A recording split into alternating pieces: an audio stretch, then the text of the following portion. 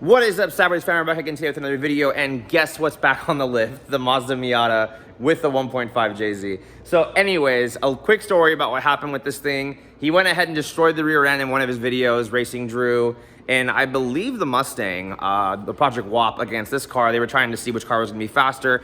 The Miata kind of shot out. You looked like it was gonna take the race totally, and the rear end just totally exploded. So we went ahead and reinforced everything in the rear end, replaced the rear end, got it all together, and then somehow after that, I have no idea how this ended up happening, but I guess the bottom end that he chose, that he got used to put it all together and do it all himself for his channel, was either not installed properly or something ended up happening along the way of just bad engine. Maybe you had a bent rod. Who knows what the deal was, but it rod knocked within less than, like, I guess 2 months. So we're pulling it out now.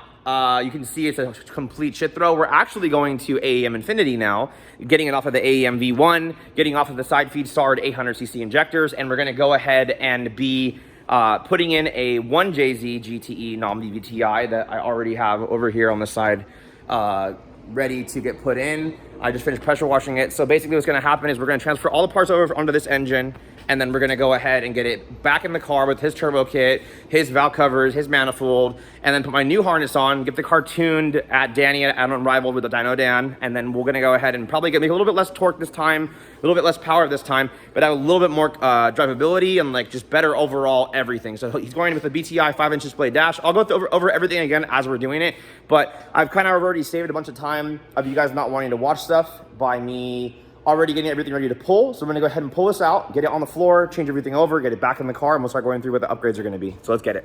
Okay guys, so turbo kit is off. Everything's pretty much stripped down off of this thing. Engine is out. Huge mess of wiring of crap that we're gonna get rid of and not deal with anymore. And we got the engine outside over there on the stand. We're gonna bring in and start getting everything put together for this thing. So a little bit of an update. So Alex is in here cleaning out the spark plug galleries because this thing is nasty and there's like a bunch of corn and beans and poop in there.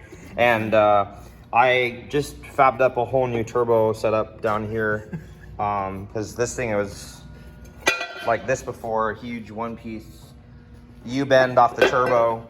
It works fine for the 1.5, but it's not going to work for this. The head actually sits about an inch higher on a 2J. On a 1J, it's about an inch shorter. So piping on the cold side is all good. Hot side is done now. Downpipe ended up getting hooked up. So we're gonna go ahead and finish stripping off the parts off of this part and getting everything else prepped back together, get the new bumper on, and hopefully get it started on Infinity tonight.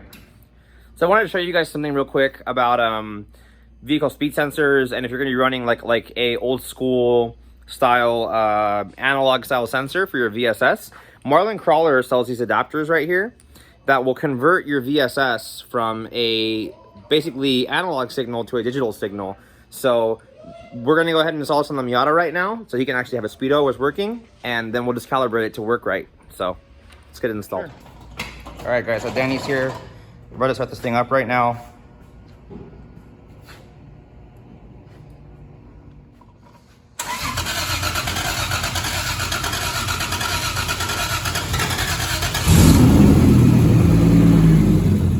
All right guys, so as we can see, it's a little bit more finished product today. We got a little bit of stuff that I'm gonna run you guys through real quick just to kind of show you guys everything that was all done on getting this car converted over to Aem Infinity, and also on just kind of going over the whole entire thing. So all the intercooler piping, as I said before, on this end ended up being fine. On this end, we ended up having to do kind of like another little J-bend, but now he can change his turbo to pretty much any turbo he wants. Went ahead and you can kind of see, right, oh, I already tightened that down, so never mind, I can't pull it off. But had to do a little bit different for turbo lines, obviously, because I had a 1.5, the line needs to come over the top this way. Had to block the block off over here, run a new turbo line on this side. The downpipe was very, very tight and a little bit kind of almost like leaky, but I mean, it's gonna hold for dyno. I mean, like, it was very, very minimal on the leak. I still need to go ahead and mount the mass sensor on the firewall, but all the lines are done. We got the flex fuel sensor down here, new intake air temperature sensor that we're no longer running up there. So I mean, all the new Infinity stuff for converting, it's all done. Fuel pressure sensor in the regulator, oil pressure sensor in the new block off, oil block adapter. And then as far as inside, let me kind of show you. So I had to rewire the fans, obviously, because I had to run that inside the car to have the fans turn on and off. It's all been soldered up real quick, so it's all kind of here on the floor. It's kind of messy. Let me get my light on my phone and I'll get you guys back in it. So pretty much what's happened now is we have a 5-inch display in the dash. Everything transmission related has stayed the same. And I've removed all the gauges that are in the dash over here that were there for the V1 for monitoring, because that's gonna take care of everything. His factory gas gauge will work, so that will not matter. And we're gonna get a digital speedometer and everything working on that as well. So underneath here, what's gonna happen is obviously the wiring is already done, and you can see it's all kind of finished up. So what we're gonna do is we're gonna mount all this on the firewall, get all the wiring tucked up, put the glove box back in, and we've already gotten it started. So let me show you guys just really quickly how it starts up, just so that you guys can see for yourself, because that video last time was pretty booty. So I think actually now we wouldn't even have needed the biggest portion of the cowl that we made on this custom hood. I know a lot of this stuff on this video is gonna be kind of like, whoa, where the hell did that come from? But if you haven't watched any of the other videos, I built this car years and years and years ago. We're talking about like 4 or 5 years ago. So it's one of those things where like, I don't have any of the old videos on the old phone. I used to be an Android person and I didn't save any of that stuff. So didn't have the cloud to thank for any of that. But yeah, I built this custom hood for clearance, so we could actually close it. So it's kind of like an old school Corvette kind of hood. I put a mesh thing in there. I did it all with metal and a little bit of Bondo just to kind of smooth it out at the end. So without further ado, let's hop right in. Okay, steering wheel off. Now let's check it out. So key forward. Fuel pump turns on, BTI turns on, nice and primed. I'm gonna go ahead and hit the start.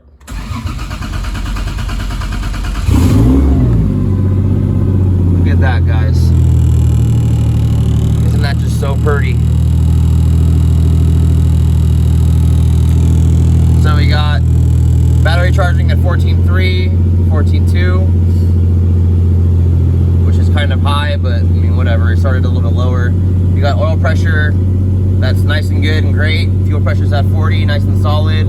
Tax at about a little under 1,000, so we're looking at like probably 800 RPM right there, which we can also change because it's a touchscreen device, so we can go to there, 980-ish. So I mean, everything's working great, guys. You can see the fuel gauge on this side is just working. So I need to do a whole bunch of wiring repair to the ignition switch, because that was part of the problem of why it wouldn't start the first time. But as we can see, she fires right up. She lives again. And look at that, guys. Beautiful. No shaking, no missing, no nothing. Plenty of clearance on this stuff, guys. So everyone that thinks it doesn't fit, it does fit. Obviously, I have to do a whole bunch of modification to the firewall. It has been cut back and pushed back and everything, but everything fits in the factory location. So, for any of you guys that have any comments or things that you guys want to ask or questions or concerns about doing this or about building this kind of a car for yourself, it is a hell of a lot of work. I don't know if I would say it was a job that I would do again. I would have to be somebody that was like really, really, really with it, so I could do it a tiny bit different than how I did it the first time. But all in all, this car's a beast. It was a beast with the 1.5. It's going to be a beast with the 1J now. I'm kind of glad that we actually kind of went a little bit less in displacement to have a little bit less torque and a little bit more rev, just to have this car maybe last longer, because obviously it's stock rear end, and all the conversions and everything. This customer's probably in this car at least $30,000 at this point. So, I mean, which isn't abnormal considering that everything is pretty much done one-off in custom, and that, you know, it's a JZ Miata, you guys. Like, what do you expect? You know, one-off build. So, I mean, anyways, I hope you guys enjoyed this video, and if you guys have any more stuff you guys want to see, the next video on this will be him getting on dyno, being tuned on flex fuel, and I mean, it should be pretty badass. I mean, we did somewhere around 420 to maybe 500 horsepower last time. I don't really know. Everybody's dyno is different. We pretty much just go off the numbers that we make on our dyno now, so I don't really care what it made before. The 1J, we're hoping for 400 horsepower on E85, maybe 300 and something on 91. Nice and conservative. It'll last them fucking forever, you know what I mean? And it's got no cams in it. It's just a stock 1JZ with the China turbo kit on it, and you know, W58 5-speed transmission with the ACT heavy duty, or sorry, ACT Extreme clutch kit, one-piece drive shaft, intercooler kit, you know, obviously Marlboro 450 fuel pump, you know, the whole fuel system with Teflon fuel lines, ECT. And then the Aem Infinity 506 with the whole entire setup with a BTI dash. So anyways, until next time, guys, I'm gonna go ahead and let you guys go, and we'll see this thing on dyno and see what she puts down. Do some T-step stuff next time. So stay up for the video. Until next time, guys, peace.